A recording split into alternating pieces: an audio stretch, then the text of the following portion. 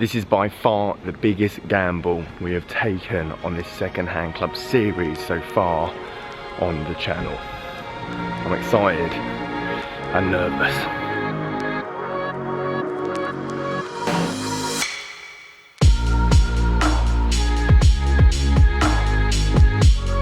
Bit more of an idea, especially from my perspective when it comes to club fitting, what is necessary in a bag and what isn't necessary. Guys, how are you doing? Welcome back to a brand new video. It's Simon on my way to Queenborough. Now, if you don't follow my Instagram, I posted this picture 3 days ago, just before the weekend. A listing, Callaway Epic, and it was Callaway, not Callaway. Callaway Epic golf clubs. Just a picture of a full bag of head covers, iron head covers, the bag itself for £650, collection only. And it was just literally newly listed. I tried to ask more questions, but then I was worried that someone else was going to buy it, because potentially, if these are all Callaway Epic golf clubs, potentially the irons as well, we're talking £1,500 worth of golf clubs in there. Susan's the lady that's selling them. As I say, she only put one picture, didn't really give much information, and I've now got her business address, which is 100 miles away from my house in Kent, and I'm going to go and pick them up now. Very excited to see exactly what is in this golf bag. Either way, I do feel like this is going to be quite an interesting video, and then get up to the golf club and have a look at the condition, what they're like, and who potentially these golf clubs would be for. But £650 for a full set of, let's be honest, relatively new and modern golf clubs is an absolute steal, as long as what underneath the head covers is what I think it actually is. Love to hear you guys' thoughts in the comment section down below. Do you think this would be too much of a risk? Obviously, I've paid through eBay and PayPal, so potentially I could get my money back if it's nothing like the item description. Yet the item description is so vague that it could literally be anything. Right, long drive ahead. See you in a bit. And I'm by the coast. I definitely need to start planning these days a lot better, because I bet there's some unbelievable gems of golf courses around here which I can use my courtesy for my PGA. Just go and play locally, and like today, obviously, it's a full set of clubs. Go and play a golf course. I think that would make a much more entertaining video, even though obviously we're going to go back to Sandford, but I think there's definitely a scope, especially when I go to other areas around England, and play golf courses that obviously normally I wouldn't go and trek to. Right, I've messaged Sue. I'm going to go and pick up the clubs now and see what they're like. Okay, golf clubs very much acquired. I'm going to show you when we get back to Sandford, as it's going to look a lot better on the golf course. But let me just say, before you go into this montage, it's worth the journey.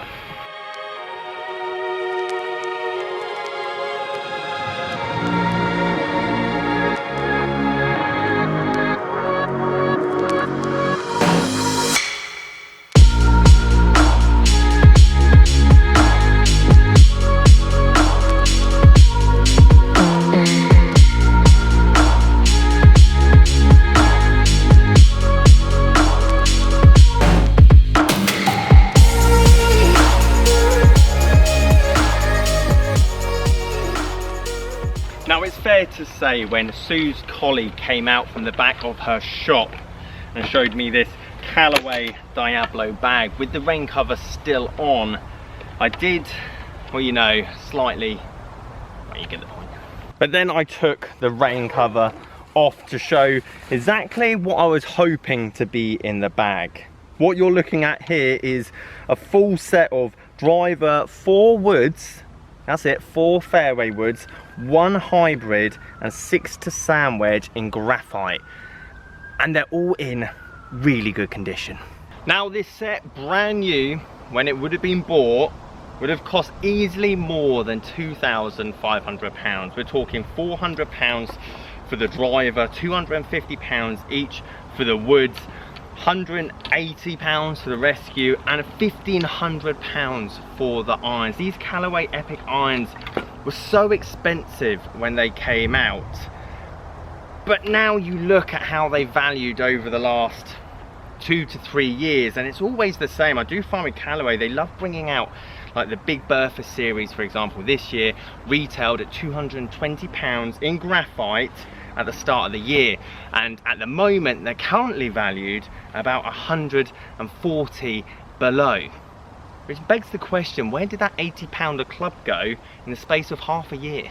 Now when I look at this set, I have two mixed emotions. Number one, as a second-hand club seller, £650 for this is just an exceptional purchase, and there's no question that I'm going to be able to make some kind of profit on this once you take out the drive to Kent and back. But as a club fitter, I'm slightly, well, there's a reason I don't club fit for brand new stuff anymore.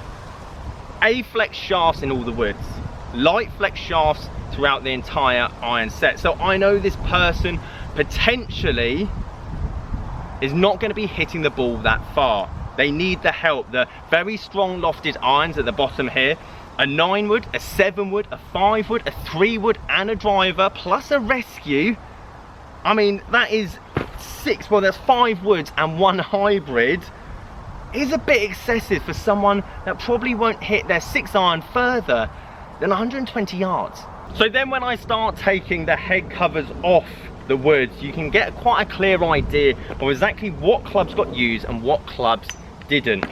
I could have probably bet you this entire set that the 3 wood was going to be pretty much untouched, because if you're needing this many woods, the 3 wood's so low lofted that it's not going to go any further than your 5 wood, purely because it's not launching and it hasn't got the spin that a 3 wood would produce, and that 5 wood would very much fill the gap.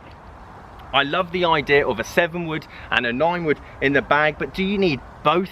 For potentially, again, someone that's going to be in the 5 wood, 160 yards. I mean, how many woods do you need between 160 and 120, which probably the 6 iron was going, to really make it worthwhile? Driver is at 13.5, which again just adds to the overall idea that this person just needed height and forgiveness. Realistically, would I have chosen the Epic for that person? Probably not, because anytime you put adjustable weighting into a head, it kind of gets rid of somewhat forgiveness as well as that launch effect, with most of the weight being at the back of the head. This person probably would have been better off with a Callaway XR, but then the XR would have been cheaper at the time, which is another question of why this person's got Epics throughout the bag. I love Epic. Great Big Bertha Epic is one of my all-time favorite drivers, mainly because of myself being able to hit it so long. It's so low spinning, so high launching, that I used to hit monsters with this, but that was with a 8.5 degree Sub-Zero X-Stiff shafts. Again, I would have questioned someone getting this many Epic woods in their bag if they wanted forgiveness and height. And to be fair, now with all of these clubs, let's say the driver being worth 180 to 200 and the woods being worth 120 each, and the rescue 100, and the irons now, I don't know, 400, I haven't even looked. It's worth potentially playing about with different woods in your bag, but when they were 250 a club and £400 and a £200 per iron, I could have saved that person £1,000 purely by going, well, realistically, do you need a 6 iron? I mean, you've got a great 5 rescue at the bottom here, but again, I bet that 5 rescue probably went exactly the same yardage as your 7 would. Overall, it just screams of club fitting experiences that either I've been in or I've been a part of that made me want to get out of that kind of industry, because this just screams overkill. But now I've got that all off my chest, there are certain clubs in this bag that are going to be perfect for certain players.